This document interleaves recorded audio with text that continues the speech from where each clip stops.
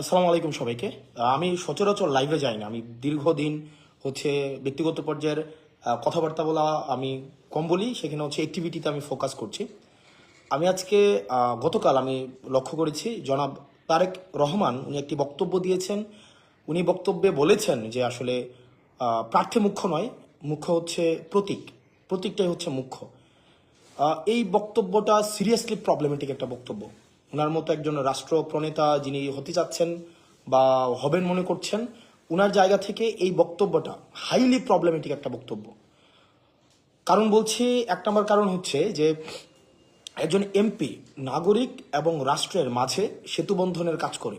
প্রতীক কিন্তু নাগরিক এবং রাষ্ট্রের মধ্যে কোনো সেতুবন্ধনের কাজ করে না। প্রতীক একটা সিম্বলিক জায়গা, একটা অর্নামেন্টাল জায়গা, প্রতীকের যে বিষয়টা। তো উনি বলছেন যে প্রতীককে ভোট দেওয়ার জন্য প্রতীকটাকে উনি মুখ্য করছেন। এখন একটা প্রতীকের মধ্যেও যদি একটা অযোগ্য প্রার্থী থাকে, যে ব্যক্তি অযোগ্য, যে ব্যক্তির অপ্রকৃতস্থ, দুর্নীতিগ্রস্ত, আমরা অতীতের সংসদগুলোতে যেটা দেখেছি যে আসলে আমরা এমনও দেখেছি যে শুধুমাত্র দলীয় আনকন্ডিশনাল অনুগত্যের জন্যই যাদের হয়তো এলাকায় কোনো ধরনের সম্পৃক্ততা নেই, তারাও অনেকে প্রার্থী হয়েছেন দলীয় প্রতীকে। তো এখন আমি যদি এমন একজন প্রার্থীকে নির্বাচিত করি যার জনগণের সাথে সম্পৃক্ততা নেই, কিন্তু ওই প্রতীকটাকেই শুধুমাত্র হোল্ড করে আমি তাকে সংসদে পাঠালাম, কিন্তু সে যদি যোগ্য না হয়, সে যদি জেনুইনলি রিপ্রেজেন্ট না করতে পারে, আমি তো আসলে আমার রিপ্রেজেন্টেটিভ নির্বাচন করছি, তাই না? সে যদি প্রক্সি হয়ে যায় দলের কাছে, তাইলে সেটা জনগণের প্রকৃত রিপ্রেজেন্টেশন সংসদে আসলে কখনোই সম্ভব না, নাম্বার ওয়ান। তাইলে আমার জনগণের সাথে রাষ্ট্রের যে ব্রিজ, এই ব্রিজ কিন্তু কোনো প্রতীক করে না, সেটা করে প্রার্থী। তার মানে আমি যদি ভোট দিতে চাই, আমার এই জুলাই পরবর্তী সময়ে আমার মূল যেই লক্ষ্যটা হওয়া উচিত সেটা হচ্ছে প্রার্থীটা কেমন। একটা অপরিচিত প্রতীকের মধ্যেও যদি একজন যোগ্য প্রার্থী, যিনি রাষ্ট্রকে আসলে ধারণ করেন, জনগণকে ধারণ করেন, নাগরিককে ধারণ করেন, সে যদি যোগ্য হয়ে থাকে, মানুষ তাকেই চুজ করা উচিত। অন্যদিকে একটা প্রতীকের আন্ডারে যদি একজন অযোগ্য প্রার্থী হয়, যেই প্রার্থী জনগণকে প্রতিনিধিত্ব করেন না, দুর্নীতিগ্রস্ত, মার্কা যতই ভালো হোক না কেন, উনি জনগণকে কখনোই রিপ্রেজেন্ট করবেন না। সেই জায়গা থেকে জনাব তারেক রহমান যে বক্তব্যটা দিয়েছেন, প্রাইমারিলি সেটা প্রবলেমেটিক। দুই নাম্বার যে জায়গাটা, সেটা হচ্ছে যে আমরা আসলে যদি শুধুমাত্র প্রতীক দেখেই ভোট প্রদান করি, সেক্ষেত্রে যেটা হবে, আমরা কখনোই প্রপার রিপ্রেজেন্টেটিভ নির্বাচন করতে পারবো না। আমরা যেটা নির্বাচন করবো সেটা হচ্ছে প্রক্সি। 300 আসনে, মানে 300 আসনে আমরা 300টা প্রক্সি ক্যান্ডিডেট নির্বাচিত করব। যেমন এটা খুব সহজ ছিল বিষয়টা। যেমন উনি যেটা বলেছেন, এটাকে এইভাবেও করতে পারতেন। 300 আসনে শুধু প্রতীকটা দিয়ে দিতে পারতেন, যে আপনারা প্রতীকে, যেটা পিআর সিস্টেমের কথা বলছেন, পিআর সিস্টেম, এটা হইলেই তো হইতো যে আপনি, আমি কিন্তু পিআর এর পক্ষে না, মানে উনার কথা অনুযায়ী উনি যেই সিস্টেমটার কথা বলছেন, সেটা অনেকটা এরকম যে আপনারা প্রতীককে ভোট দেন, প্রতীককে ভোট দিলে প্রতীকটা যদি নির্বাচিত হয়, তাহলে 300 আসনে আমি পরবর্তীতে আমার নিজের মতো করে আমি প্রার্থী দিয়ে দিলাম। মানে এটা হইলেও কিন্তু হইতো।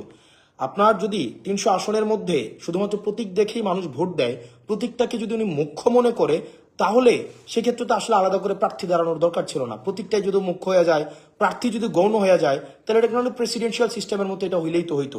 তাহলে আলাদা করে আসলে আমি কোনো রিপ্রেজেন্টেটিভ নির্বাচন করছি না, আমি আসলে কিছু প্রক্সি, আমার কিছু দলীয় স্পোক্স পার্সন নির্বাচন করছি, যারা আমার পার্টির প্রতি আনকন্ডিশনাল এলিজিয়েন্স দেখাবে। তারপরে যে বিষয়টা, আমরা 3 নম্বর বিষয় হচ্ছে, আমরা কিন্তু চেয়েছিলাম একটা রাষ্ট্রের হাইকমান্ডকেও, একটা দলের হাইকমান্ডকেও যেন কি প্রশ্নের আওতায় নিয়ে আসা যায়। কিন্তু আমরা দেখলাম এখানে যেটা হচ্ছে যে হাইকমান্ড এখানে প্রশ্নের মধ্যে আসছে না। হাইকমান্ড দিন শেষে যা বলবে তাই হবে। দিন শেষে হাইকমান্ড যদি বলে যে এই প্রতীকের আন্ডারে একজন অদক্ষ বা দক্ষ কাউকে নির্বাচন করেন, তাকেই নির্বাচন করবেন।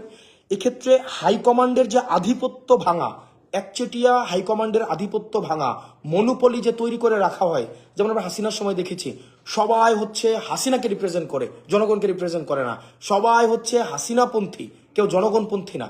এখন আবার আমরা একটা স্ট্রাকচারের দিকে যেন না যাই, আমরা এই জায়গাটাও গুরুত্ব দিতে হবে।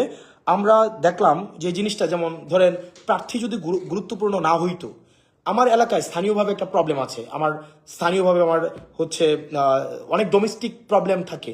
প্রার্থী যদি মুখ্য না হয়, এই প্রবলেমটা সংসদে কে গিয়ে বলবে?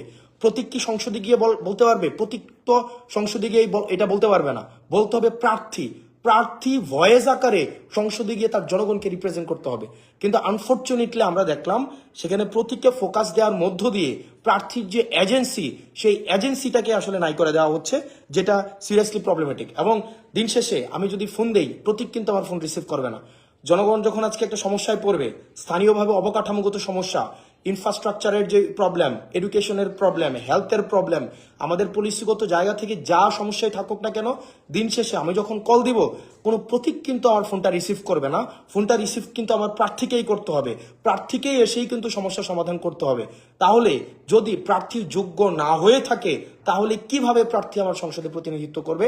এই ব্যাপারটা আসলে প্রবলেমেটিক। দিন শেষে আমরা চেয়েছিলাম সংসদে 70 অনুচ্ছেদের সংস্কার ঘটুক, অর্থাৎ দলের প্রতি যে একটা আনকন্ডিশনাল একটা সমর্থন থাকে, দলের প্রতি দল যে সিদ্ধান্ত নেয়, সেই সিদ্ধান্তে আমরা কখনোই দেখা যায় দলীয় যারা আছে তারা কখনোই বিরোধিতা জানাতে পারে না।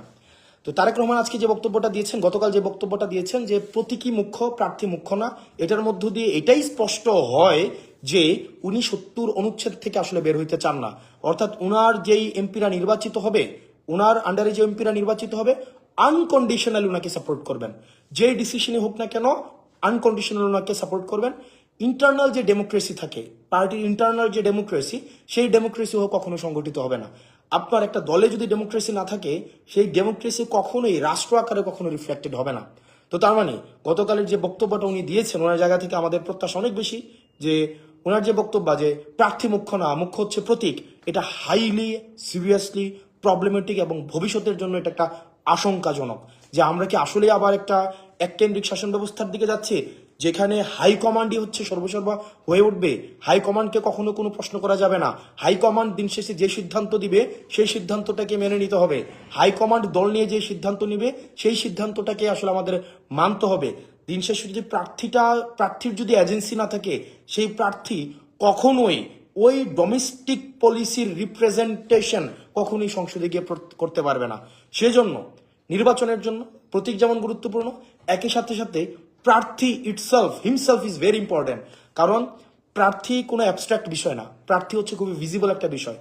একটা চোর বাটপার, একটা দুর্নীতিগ্রস্ত মানুষ একটা দলের একটা প্রতীকে নিয়ে আসলে মানুষ শুধুমাত্র প্রতীকটা দেখেই ভোট দেওয়া উচিত না, বরং প্রার্থীর ব্যক্তিগত সক্ষমতা, ব্যক্তিগত দেশপ্রেম, ব্যক্তিগত যোগ্যতা, ব্যক্তিগত সামর্থ্য, ব্যক্তিগত পলিসি মেকিং এর ক্যাপাসিটি দেখেই ভোট দেওয়া উচিত। সেজন্য আমরা সারা বাংলাদেশে সবাইকে আহ্বান জানাবো, শুধুমাত্র মার্কা নয়, আবার শুধুমাত্র প্রার্থী নয়, একটা ভালো মার্কা এবং একটা ভালো প্রার্থী, দুইটার সমন্বয়ে আপনার ভোট, যাকে ইচ্ছা আপনি তাকে ভোট দেন, কিন্তু প্রার্থী দিন শেষে আপনার প্রতিনিধিত্ব করবে, মার্কা সংসদে আপনার প্রতিনিধিত্ব করবে না। ধন্যবাদ সবাইকে, আবার আপনাদের সাথে দেখা হবে। সালাম আলাইকুম।